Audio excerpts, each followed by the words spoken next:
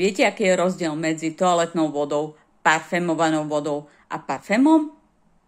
Je to v percente nosných zložiek. Tie nosné zložky nám zabezpečujú to, ako dlho budeme cítiť tú danú vôňu na svojej pokožke či na svojom oblečení.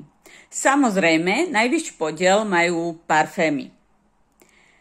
A parfémy, ako dobre viete, sú niekedy naozaj drahšie alebo cenovo náročnejšie ako tá toaletná voda alebo parfémovaná voda.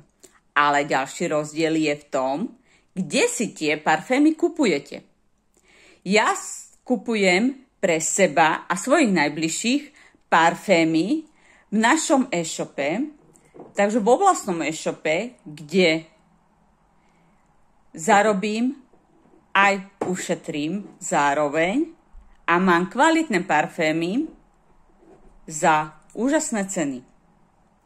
Máme vlastne parfémy dámske, pánske, unisex, ale tiež máme aj luxusnejšie parfémy, takže každý si môže vybrať, aký chce, aký sa mu páči.